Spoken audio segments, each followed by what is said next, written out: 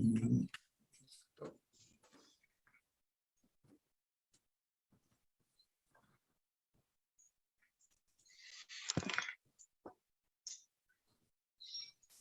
a ver,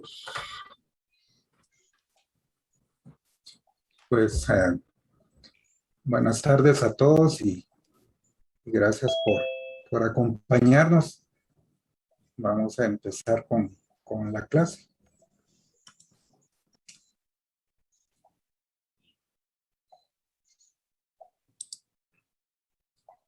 Bueno, fíjense ustedes que cuando hablamos de tumores del cerebro,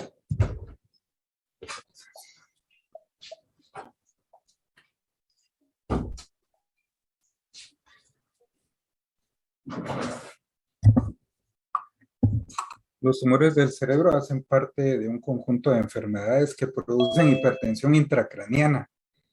Y esas son las enfermedades que trata el neurocirujano. Y pensándolo desapasionadamente, el neurocirujano solo trata 5 tipos de enfermedades.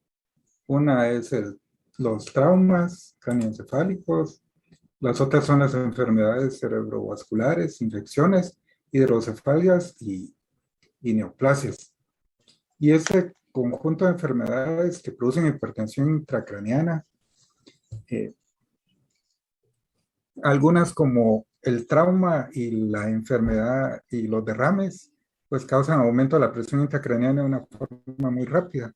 La infección y la hidrocefalia puede variar y las neoplasias pues también son de un aumento de la hipertensión intracraniana de una forma lenta. Antes de continuar, me gustaría preguntarles a alguno de los colegas si se acuerdan cuáles son las fuerzas o los elementos que regulan la presión intracraniana.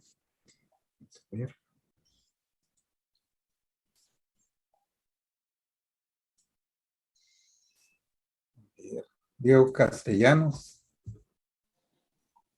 Buenas tardes, doctor. Es la ley de Monroe-Kelly, ¿no?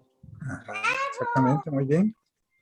¿Y Que qué? es el que respeta los 3 compartimentos, que es sangre, parénquima cerebral y líquido cefalorraquídeo, que un aumento de alguno de los 3, pues siempre trata si aumenta uno de los 3, va disminuyendo el otro o algo. Exactamente.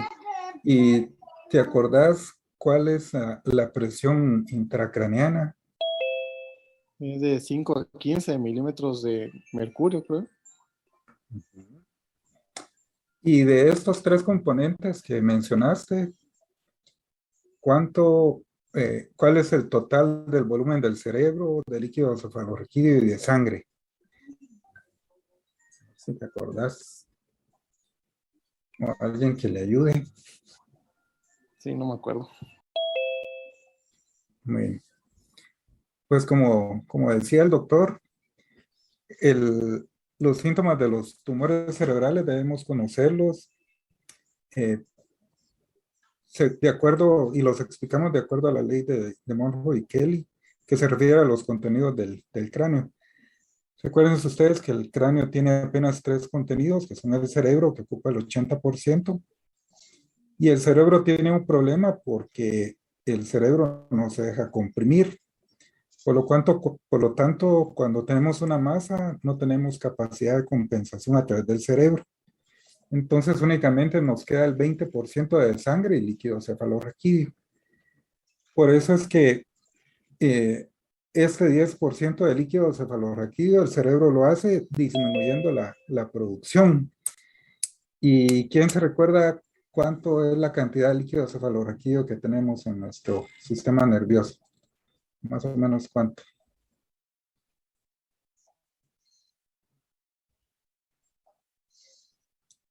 Pues más o menos son 150 centímetros cúbicos, ¿verdad? Entonces lo primero que hace el cerebro es comenzar a disminuir la producción y a sacar todo el líquido cefalorraquídeo.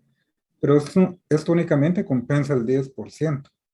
Y cuando ese 10% no es suficiente porque se está produciendo aumento de la hipertensión intracraniana por la masa, pues tiene que ver con, ya se empieza a producir vasoconstricción Y la vasoconstricción se obtiene por medio de la hiperventilación del paciente, ¿verdad? Por eso es que eso es lo que explica la tríada de Cushing, ¿verdad? Y si no logramos compensar la presión intracraneana, pues el paciente se va a herniar y va a fallecer. Y eso es lo que pasa, por ejemplo, cuando ustedes son pacientes, son los médicos que están en la emergencia, pongan atención a esto. Yo quiero que ustedes vean lo que se llama la curva de presión contra volumen. Recuerden que la presión interna normal es más o menos 20 centímetros de agua. Cuando tenemos una pequeña masa, esta aumenta el volumen intracraneal, pero la presión no se modifica. Entonces es aquí cuando los pacientes llegan a la emergencia con una cefalea, el médico de emergencia le pone un analgésico y a los 4 días uno la vuelve a ver a la misma paciente o al mismo paciente en la emergencia. Ahora llega con cefalea, náusea, malestar, se le vuelve a poner más analgésico y la masa sigue creciendo hasta que comienza a producirse hipertensión intracraneana. Y muchas veces en emergencia lo que hacemos es que nos cansamos de ese paciente, le damos una nota de referencia y a los pocos días nos enteramos de que ese paciente pues presentó una convulsión en casa y falleció, ¿verdad?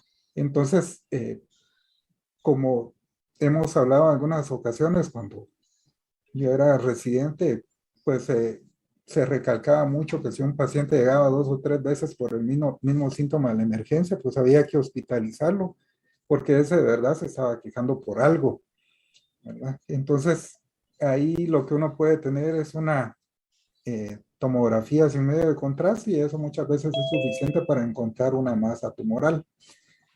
Realmente el secreto, mucha, es que no se nos escapen los pacientes que tengan una masa intracraneana o cualquier otro síntoma. Entonces, los síntomas eh, y signos que no se nos deben de pasar en el cuarto de emergencias es examinar el fondo de ojo. Aquí pueden ustedes ver un fondo de ojo que es normal, que no produce papiledema. Y aquí se ve el fondo de ojo con papiledema. Esto hay que tener mucho cuidado porque los neurólogos nos han enseñado, por ejemplo, que cuando un paciente es mayor de 60 años, puede haber atrofia del nervio óptico. Y esto hace que no se observe un papiledema, ¿verdad? Entonces, en un paciente mayor de 60 años, no es indispensable tener papiledema para diagnosticar hipertensión intracraneana. Después del papiledema, lo que sigue es compromiso del sexto par. Ustedes se acuerdan que el sexto par se origina en la protuberancia y entra al ojo a través del seno cavernoso, más o menos en un ángulo de 90 grados, que cuando hay una masa arriba se puede comprimir el sexto par y el paciente pues se va a empezar a quejar de diplopía. Y principalmente esta diplopía es cuando se mira hacia los extremos. Y esa puede ser pues la primera manifestación de un tumor intracerebral que está aumentando la hipertensión intracraneana. O sea que lo que les quiero decir con eso es que el paciente por lo que va a consultar es por hipertensión intracraneana y no tanto porque piense que tiene un tumor. Los que estamos obligados a pensar que pueda tener un tumor el paciente somos nosotros. Entonces hay signos clínicos muy inespecíficos como puede ser cefalea, visión borrosa, náusea y vómitos. Esto no solo la causa de hipertensión intracraneana, sino que son síntomas que los comparten otras enfermedades. Una de las características es el vómito en proyectil. ¿Y cuál sería la característica? ¿Cómo es la definición del vómito en proyectil, doctora Castillo, María Castillo?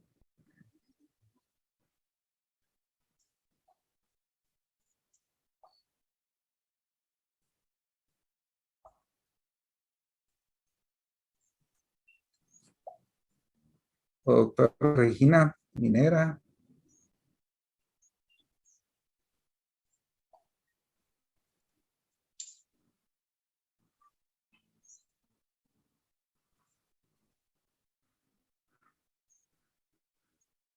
O alguien que quiera responder.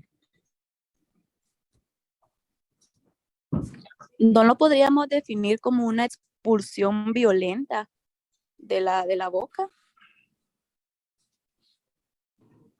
Que no está precedido de acá. O sea, no tiene náusea, violenta, y por eso en proyectil. Exactamente, ¿verdad? El vómito en proyectil no es que el paciente tenga una expulsión violenta de vómito 2 o 3 metros.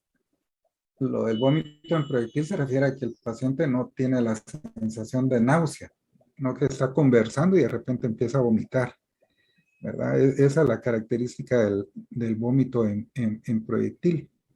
Y esos otros 3 síntomas finales, que es la focalización neurológica, las crisis convulsivas y la alteración del estado mental, son las que nos van orientando hacia la localización del tumor o de la lesión. Por ejemplo, a ver, quién sabe, si el paciente tiene una masa en el lóbulo parietal, en la zona motora, ¿cuál sería la manifestación clínica de este paciente? Hemiparesia o hemiplegia. ¿Ipsilateral o contralateral? Contralateral. Contralateral, muy bien.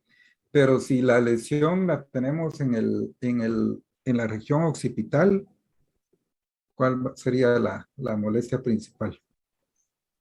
¿Podrían ser alteraciones visuales o auditivas, doctor? Principalmente las autorizaciones, las visuales, que se pueden manifestar como hemianopsias, ¿verdad? Y diplopías. ¿Y qué pasará, por ejemplo, si la localización de la masa del tumor es en en las regiones temporales? Afasia, ¿no? Pues eso es más con las motoras, pero sí pueden, las regiones Convulsión. temporales, acuérdense ustedes que son las que más dan convulsiones, son donde tenemos las regiones más epileptógenas, y entonces ahí se puede manifestar por una crisis convulsiva. Las crisis convulsivas no son como la regla en todas las neoplasias cerebrales. Incluso a esto se debe que hace mucho o hasta hace poco tiempo, una de las conductas que se tenía al descubrir una masa cerebral, aunque el paciente no convulsionara, era darles anticonvulsivante y se impregnaba con fenitoína. Ahora se sabe que eso lo debemos de hacer únicamente cuando el paciente se manifiesta con convulsiones. Si no, no es necesario dar anticonvulsivante, ¿verdad? Eso es muy importante que les quede claro. Y si el paciente tuviera convulsiones, ¿cuál sería el anticonvulsivante ideal para un paciente que presenta convulsiones secundario a una masa cerebral? A ver, ¿cuál sería el anticonvulsivante y por qué?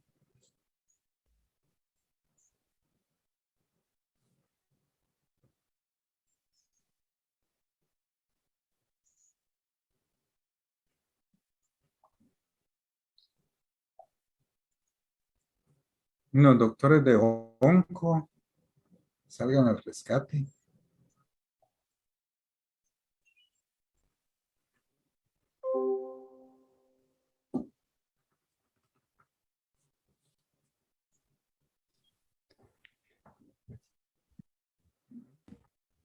Si tiene una masa cerebral y tiene convulsiones, ¿Sí?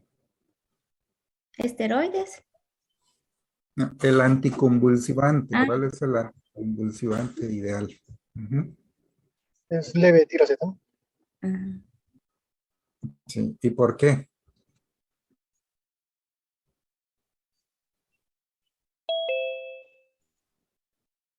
¿Por qué no le podemos dar ácido valproico o fenitoína?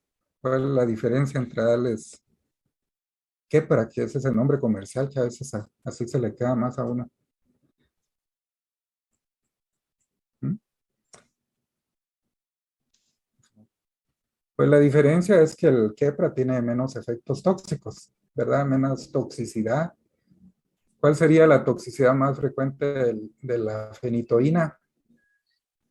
A ver, ¿quién se acuerda? Arritmias. ¿Cuál? Arritmias cardíacas. No, no, no, no. Digamos que si Usted dice, le llevan un paciente con pérdida de la conciencia a la emergencia, les dicen estaba convulsionando y lo encontramos en Posital. ¿Cómo saben ustedes que se estaba tomando Epamin, por ejemplo, o fenitoína? hiperplasia.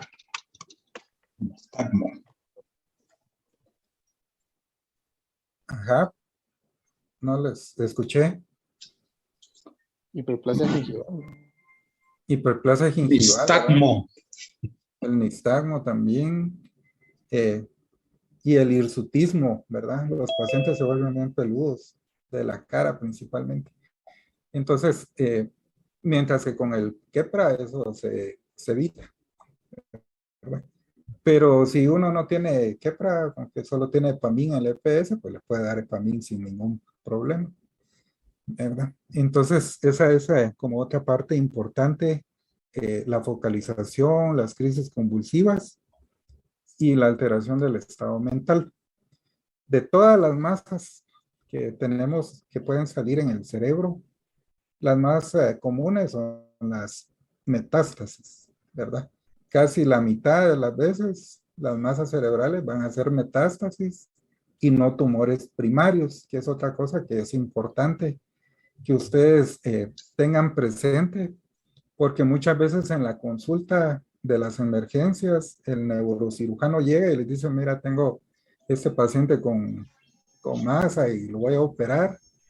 Entonces uno le dice, no, antes de operarlo, debes de hacerle una tomografía de tórax y abdomen, porque es más probable que tenga una metástasis de cualquier órgano que ser un tumor primario, ¿verdad? Realmente el tumor primario del cerebro es como por exclusión el diagnóstico. La alteración del estado mental se refiere a que el paciente va teniendo cambios en su modo de desenvolverse, ¿verdad? Nosotros, yo les he comentado en algunas ocasiones que a uno de los colegas le descubrimos un glioma de bajo grado porque él comenzó a ser mucho más agresivo, comenzaba a mostrar con más agresividad, por una cosa se encendía y cambiaba muy rápido de humor y le aconsejamos hacerse una tomografía y ahí tenía el glioma de bajo grado a nivel frontal. Pero muchas veces los cambios son muy sutiles, ¿verdad? Hay pacientes que otro colega, fíjense ustedes que era traumatólogo y su esposa se dio cuenta que algo estaba fallando porque él se iba de la casa y no cerraba el portón, se le olvidaba cerrar el portón al sacar el carro y una vez lo llamó porque no sabía dónde estaba y cómo llegar. Pero a veces son cambios tan sutiles, por ejemplo, que el paciente, que la pareja no los detecta y termina en divorcio, por ejemplo, ¿verdad? Porque dice, no me pones atención o te enojas muy rápido, o tenés síntomas de ira, cuando lo que tiene en realidad es un tumor y a eso nadie se le ocurre, ¿verdad? Entonces aquí estábamos hablando de los aspectos propiamente generales de las neoplasias y ahora pues ya vamos a empezar a hablar de los tumores. Como les hablaba hace un momento, los tumores más frecuentes del sistema nervioso central son las metástasis. Las metástasis tienen varias características. Vean ustedes, casi siempre las metástasis son pequeñas, pero otra característica que es importante de que ustedes se acuerden es que producen mucho edema para el tamaño de la metástasis. Cuando ustedes ven estas imágenes,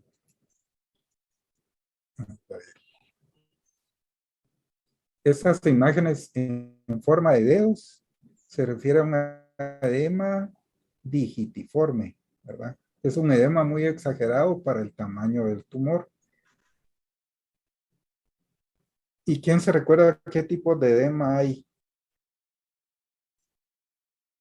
¿Y en cuáles funcionan los esteroides y en cuáles no funcionan los esteroides?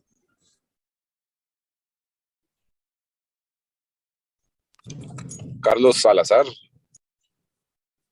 Buenas tardes, doctor. Recuerdo que en el edema citotóxico sería una opción para usar terapia esteroidea. Uh-huh.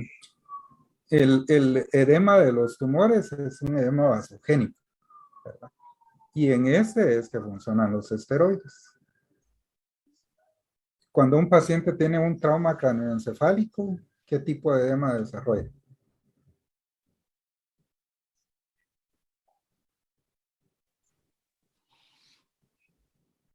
Ahí es donde desarrolla el edema citotóxico y estos pacientes no responden tan bien a los esteroides, ¿verdad? Entonces, aquí cuando la metástasis son tumores pequeños con mucho edema y que responden a los esteroides. El origen más frecuente de estos tumores que están aquí, esa es pregunta para los de onco. ¿Cuál es el tumor que más metástasis, que más frecuentemente produce metástasis al cerebro?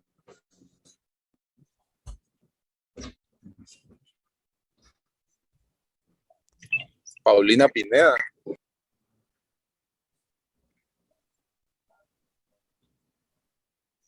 Melanoma. El melanoma es el tumor que más frecuentemente se hace metástasis. Pero fíjense que cuando se descubre un melanoma, casi nunca se operan porque el melanoma casi nunca da una metástasis aislada, sino que el melanoma casi siempre cuando da metástasis, ya da metástasis al hígado, a los ganglios, al pulmón, ¿verdad? Y eso es importante porque de nuevo cuando llega el neurocirujano con ustedes o ustedes le hacen la consulta que tiene una lesión, pero que tiene una enfermedad por melanoma, esta nunca se la van a operar ni uno hay que insistirles porque el melanoma lo que únicamente se opera cuando hay control de la enfermedad sistémica y casi nunca lo hay. En cambio estos como pulmón, mama, riñón y colon, pues tienen la característica de que responden a la radioterapia, responden a la cirugía, responden en mayor o menor grado dependiendo del tipo de tumor y del tratamiento que tenga accesible para el paciente. Su enfermedad sistémica puede responder. Entonces, muchas veces en tumores de mama, riñón, colon, uno pudiera tomar la decisión si es una o dos lesiones metastásicas, de operarlos, radiarlos y continuar con el tratamiento sistémico. Más de dos lesiones metastásicas, ese paciente no vale la pena operarlo y únicamente se le da radioterapia. Eso es importante saberlo. Vamos a ver qué más aquí. Sí, aquí la otra cosa importante, ¿cuál es la dosis de esteroides aprobada para el manejo de la hipertensión intracraneana? Ya le hicimos su fondo de ojo, vemos que tiene papiledema, le hacemos la tomografía, vemos que tiene este edema vasogénico importante, el paciente tiene cefalea, vómito en proyectil. ¿Cuál es el manejo que le diéramos con esteroides y cuál es el esteroide de elección? ¿Se puede iniciar terapia con dexametasona Ajá, ¿y a qué dosis? a 8 miligramos en dosis intravenosa con 4 miligramos cada 6 horas de mantenimiento? ¿Alguien más? Entonces, cada 6 horas, 8 miligramos Serían, ¿cuánto? 32 miligramos, decimos. ¿Cuál sería la dosis?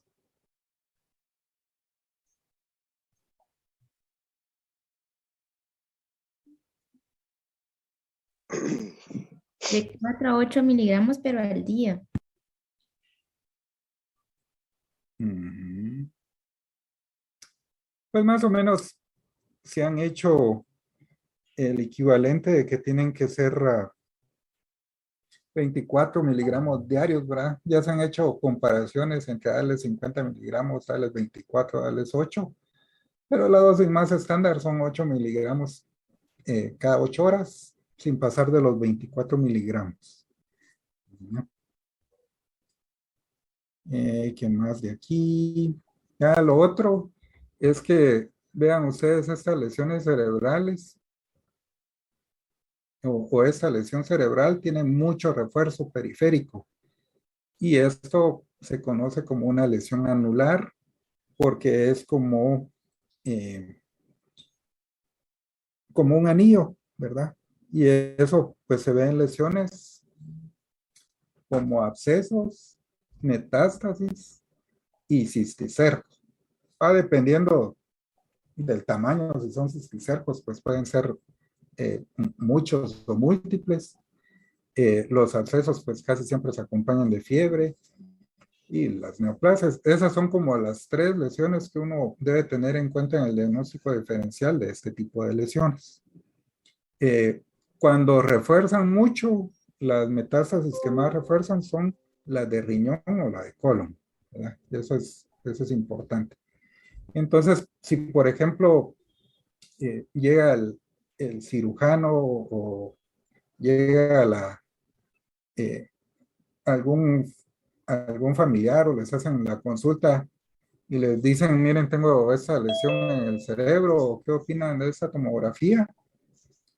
Pues uno puede con mucha seguridad decir, se trata de una metástasis porque tiene el 50% de probabilidad de atinarle el diagnóstico, ¿verdad? Entonces ahí eso es lo que les tenía que decir de esa parte.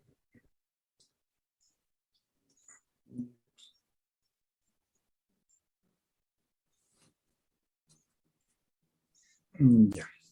Entonces, esta tomografía y resonancia, estas resonancias, aquí, por ejemplo, pueden ver la lesión metastásica. Este es el edema, ¿verdad? Recuérdense, mucho edema para el tamaño de la lesión. Esta tiene otra lesión. Esa fotografía se las puse porque lo que se deben de acordar es que 2 lesiones se pueden operar, pero más ya no. Así como esta tomografía que tiene esta lesión, digo esta resonancia, aquí hay otra lesión, aquí hay otra, aquí hay otra, aquí hay otra, aquí hay otra. Pues vean el edema importante de las lesiones. En estos pacientes lo que se prefiere hacer es tratamiento con radioterapia. Y si ese paciente no se trata, ¿de cuánto sería la expectativa de vida en este paciente? En pacientes con tumores, con metástasis cerebrales, sin tratamiento, ¿cuál sería la expectativa de vida, creen ustedes? Porque así pasan los servicios, ¿verdad? Uno habla con la familia y le dice, mire, tiene una lesión cerebral. Ah, pues yo me lo llevo y lo que quiero saber es cuánto tiempo puede vivir mi familiar. De 6 meses a 1 año. Uy, es mucho, ¿verdad? Lo que viven son 3 meses, 12 semanas, ¿verdad? Sin tratamiento, los pacientes viven 12 semanas. Entonces, regularmente, pacientes, como les repito, con cáncer de mama, cáncer de tiroides, que a veces da lesiones cerebrales, si está controlada la enfermedad sistémica, puede considerarse la cirugía si tienen menos de 2 lesiones. Y si no, pues únicamente el tratamiento con radioterapia y algunas veces con quimio. Y ya con el tratamiento puede llegar a vivir hasta, solo por la metástasis cerebral, más o menos 12 meses. ¿verdad? Si hay mucha diferencia entre darles o no tratamiento. Vamos a ir.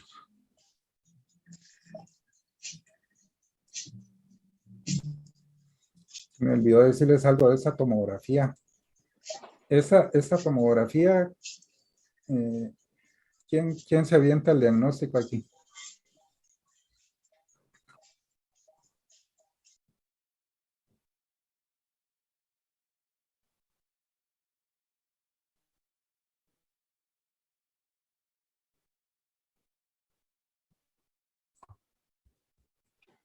Un glioblastoma. Sí, aquí lo que queríamos demostrar era la herniación, ¿verdad? Como el paciente al ir evolucionando con la hipertensión intracraniana, pues se comienza a herniar y por eso la imagen de aquí abajo, ¿verdad? Que lo que se ve son pupilas que ya no responden a los reflejos de la luz y es lo que se conoce como anisocoria, que es un síntoma tardío de la hipertensión intracraniana y que se correlaciona mucho con la herniación del cerebro.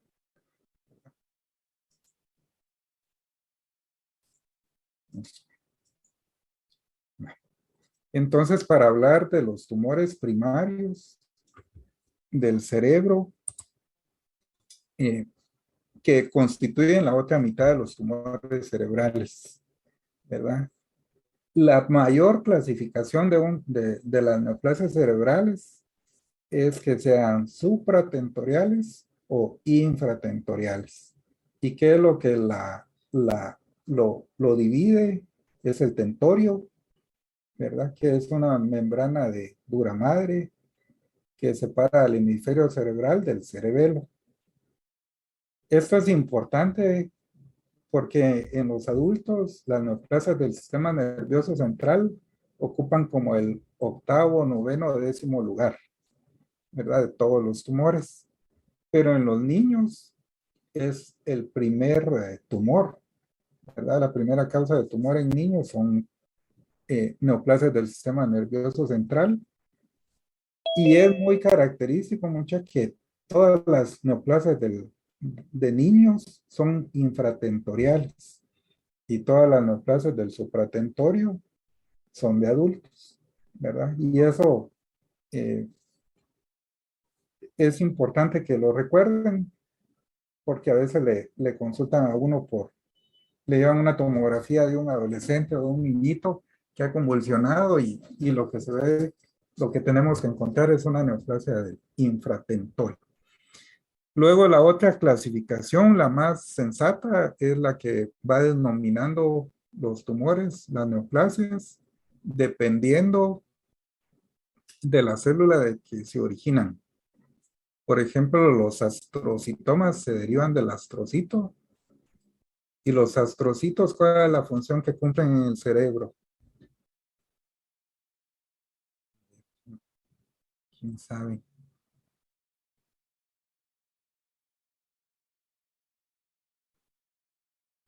¿Será que los astrocitos son los que sirven para pensar? ¿O cuál Soporte. es la función de soporte exactamente? ¿Verdad?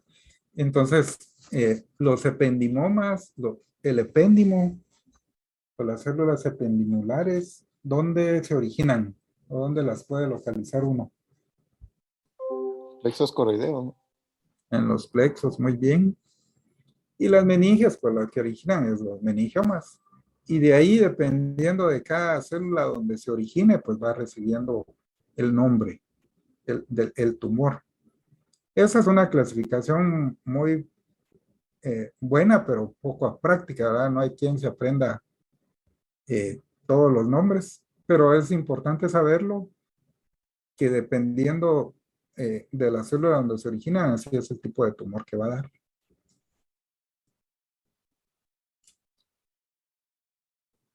Bien. Entonces, en adultos, los tumores más importantes o más frecuentes, los que vamos a ver, son los gliomas de alto o bajo grado, los meningiomas, y vamos a ver si nos da tiempo de hablar del oligodendroglioma. Y en los niños, pues los gliomas también de bajo grado, los meduloblastomas y ependimomas. pero a nosotros lo que nos ocupa ahora son los de adultos. Em, Vamos a ver. Esta denominación de gliomas la dio la OMS más o menos hace unos 3 o 4 años. Antes se lo denominaba astrocitomas de alto o bajo grado, pero hoy se denominan en general gliomas.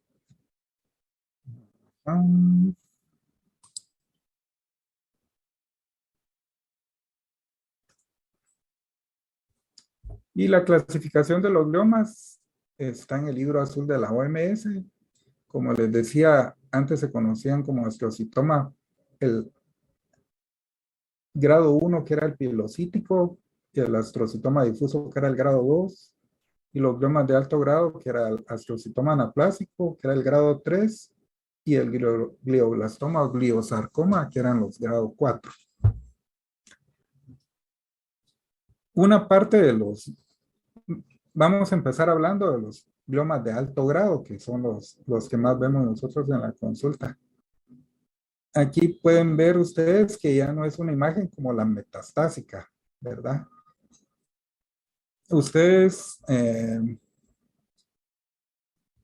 ¿qué opinaran de este paciente? Este paciente tiene edema cerebral. ¿Le ven ustedes edema a este paciente, a esta lesión?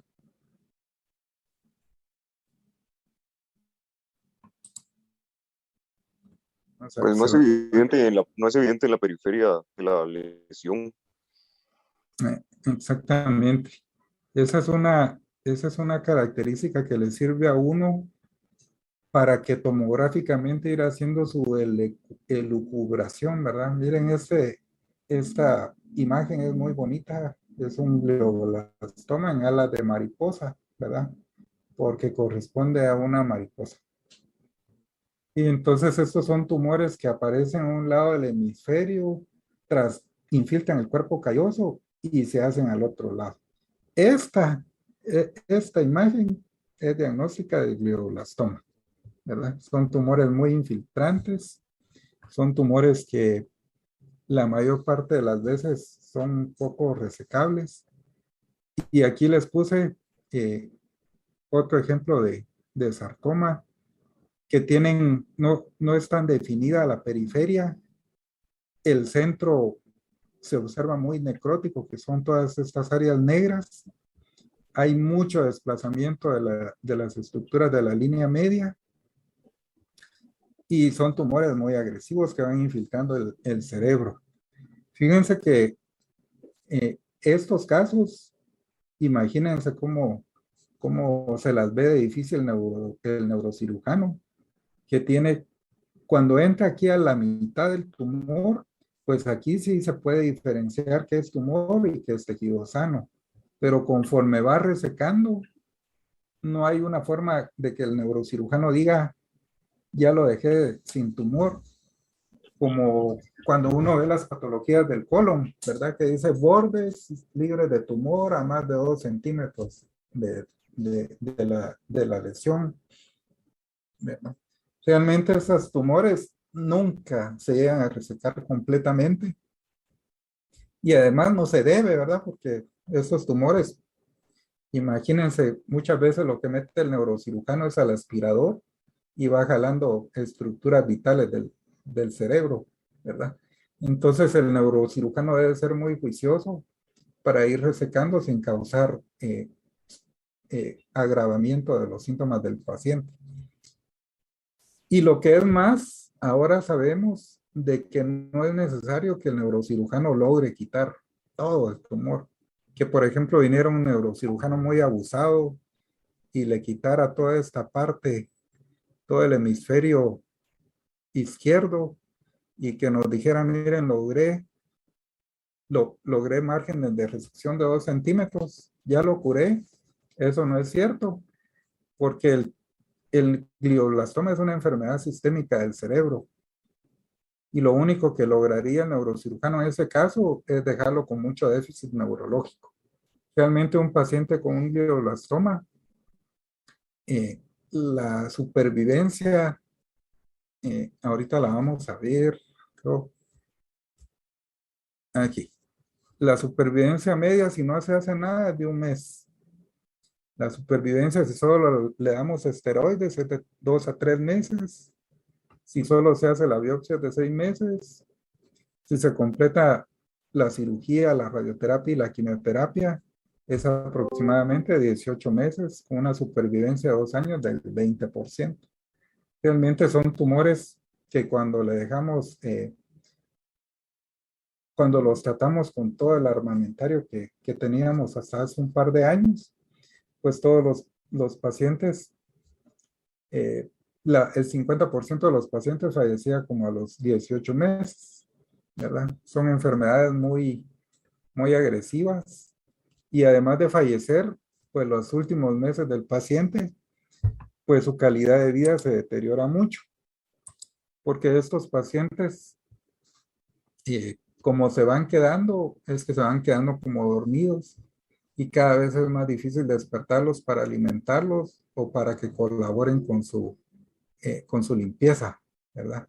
Van quedándose dormiditos, afortunadamente no padecen de tanto dolor y esa es una ventaja porque ya el cerebro se comienza a herniar y va dando como esa parte de no tener dolor.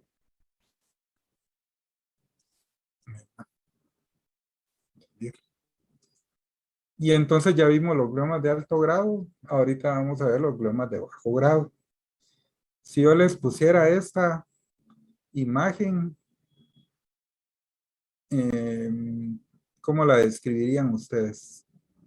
¿Es hiperintensa? ¿Es hipointensa? ¿Tiene edema cerebral? ¿No hace edema cerebral? ¿Cómo ven?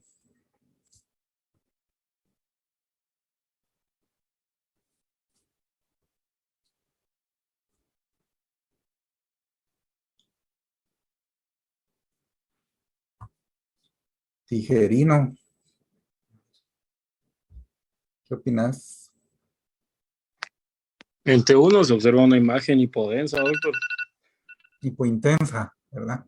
Y- Hipointensa. Vean cómo se Bueno, parece a la de líquido cefalorraquídeo, ¿verdad? Casi es como del mismo color, ¿verdad? Y no tiene edema, ¿verdad? Que esa es la otra característica, ¿verdad? Entonces, estos tumores de bajo grado, que antes era el astrocitoma grado 2, ¿verdad? Tienen la característica de que estos sí tienen cápsula, ¿verdad? Estos el neurocirujano sí puede operar porque sí hay una definición entre el borde de tumor y el borde de tejido sano. Entonces aquí la única posibilidad de curación de este paciente es que se logre resecar todo el tumor. ¿Por qué? Porque estos gliomas de bajo grado, si no se resecan completamente, tienen la particularidad de volverse gliomas de alto grado, ¿verdad? Estos tumores deben de operarse en el mejor de los casos y si ya son lesiones inoperables por el tamaño, lo que hace el neurocirujano es hacerle una biopsia. La biopsia nos confirma que es un glioma de bajo grado y ya con eso se le da radioterapia al paciente.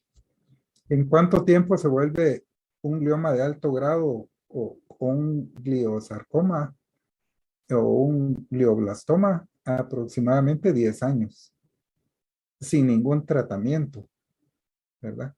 Y ya cuando a estos pacientes se les da radioterapia, pues esa progresión a tumores de alto grado puede llevar hasta 20 o 25 años, ¿verdad? Esa es la importancia.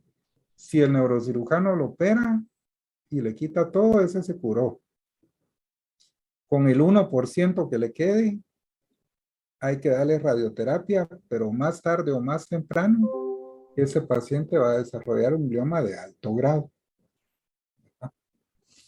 Entonces, eso es lo que hay que hacer con estos pacientes. Finalmente, o casi al final, hay unos gliomas de bajo grado que se llaman olidendrogliomas, ¿verdad? ¿cuál es la característica que le ven a esta imagen aquí?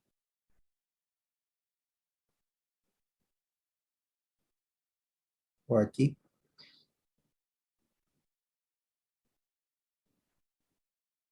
¿Qué les parece que sean estas imágenes blancas?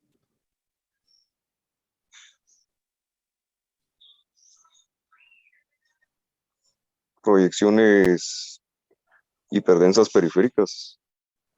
¿Sí? El oligodendroglioma lo que produce son calcificaciones. Un tumor con calcificaciones, ¿verdad? Y la otra cosa por las que les puse esta imagen es que los oligodendrogliomas tienen una elección a nivel molecular 1p19q. Todos los tumores del sistema nervioso central, todos los tumores primarios, su clasificación ya no es morfológica, sino que es molecular. Desafortunadamente aquí en Guatemala, y yo les diría que tal vez solo Brasil, Argentina y México tienen las posibilidades en sus hospitales de hacer la clasificación molecular. Nosotros aquí no la tenemos y los diagnósticos siempre se siguen haciendo por la morfología, el patólogo. Nosotros tenemos la suerte de contar con una neuropatóloga aquí en el instituto, que es la doctora Marisol, pero ya a veces se quedan cortos, ¿verdad? Con la clasificación histológica y ella indica que no hay forma de que ingresen los reactivos para hacer la clasificación molecular, ¿verdad? Entonces esta parte, el oligodendroglioma es un glioma de bajo grado que tiene dos comportamientos clínicos después de la resección. Son tumores que nunca recurren o que comienzan a recurrir al séptimo año cabal, comienzan a hacer recaídas y recaídas. Y como son de bajo grado, pues lo que uno procura siempre es operarlos. Y esta de lesión 1p19q le da una característica que lo hace ser muy sensible a la temozolamida, que es una quimioterapia que atraviesa la barrera hematoencefálica, ¿verdad? Que ese es otro concepto muy importante. A veces tenemos pacientes con cáncer de mama y metástasis pulmonares y hepáticas, HER2 positivas, que tienen una respuesta tomográfica completa de las lesiones metastásicas y hacen progresión a nivel del cerebro. Entonces el paciente te dice, bueno, ¿y por qué en mi pulmón y en mi hígado reaccionó también mi cuerpo, pero a nivel cerebral no? Y eso pasa porque la barrera hematoencefálica no deja pasar medicamentos, la quimio y muchos otros medicamentos. Y el tumor, como es propio del cuerpo, pues ese sí pasa la barrera hematoencefálica y en un 12% de las veces los pacientes progresan cuando tienen cáncer de mama. Pero es esa la razón, que la barrera hematoencefálica no permite que pasen los medicamentos, ¿verdad? Entonces uno lo que hace es radiarle la metástasis y luego continuar con el tratamiento a nivel del resto del cuerpo. Eso es lo que uno hace. Y finalmente los meningiomas, que estoy seguro de que por lo menos ustedes en su época de internista van a ver, en su vida como internista van a ver uno o dos casos. ¿Y por qué? Porque los meningiomas tienen un aspecto característico. Los meningiomas pues son tumores de las meninges, obviamente, ¿verdad? Son periféricos y esta es una imagen patognomónica como el glioblastoma en alas de mariposa. Esa es la imagen diagnóstica de un meningioma. Y esto que se le ve aquí como cola de ratón, es la cola, pues cola de ratón, ese es el nombre que le ponen, ese es el nombre que se le da. Los meningiomas son lesiones periféricas y que pueden aparecer en la base del cerebro también. Y pueden ser benignos, que son el 95% de los casos, y pueden ser malignos o anaplásicos en 5% de los casos. ¿Por qué les digo que van a ver por lo menos uno en su vida adulta, en su vida como internista? Es porque el meningioma tiene receptores de estrógeno, ¿verdad? Y uno los ve en pacientes como la edad de ustedes, entre los 20 y 30 años, de las doctoras, que de repente empiezan a quejarse de cefaleas, tienen esos cambios muy sutiles en el comportamiento, porque el meningioma es de muy lento crecimiento, ¿verdad? Y entonces, por eso no se manifiesta como hipertensión intracraniana muchas veces, sino que como esos cefaleas crónicas que las doctoras dicen o que las pacientes la refieren como migrañas, y que y que coincidentemente esas molestias se vuelven más fuertes cuando están a la mitad de su periodo menstrual. Porque cuando hay estímulos de estrógeno, los meningiomas crecen, ¿verdad? Esas tomografías son de 3 pacientes con meningiomas. Estas, pues no queda duda de que su corrección es quirúrgica, ¿verdad? Otra de las características es que no son infiltrantes, no son lesiones infiltrantes, entonces el neurocirujano sí puede resecarlas completamente sin causar deterioro o focalización neurológica. Entonces estas dos, no queda duda de que son quirúrgicas. Los meningiomas se deben de operar de acuerdo a la edad, a los síntomas y al estado hormonal de las pacientes. Porque, por ejemplo, esta lesión yo la debería operar o se debería mandar con el neurocirujano si es una paciente de 30 o hasta 40 años. Pero si es una paciente de 50 años que ya está perimenopáusica, al quitarse el estímulo de los estrógenos, esa lesión también va a desaparecer. Entonces, esas muchas veces no hay necesidad de operarlas, sino que únicamente esperar a que la mujer entra en la menopausia y en menos de un año pues ya no va a tener más lesión, ¿verdad? Y eso es lo que yo les traía el día de hoy, Andrés.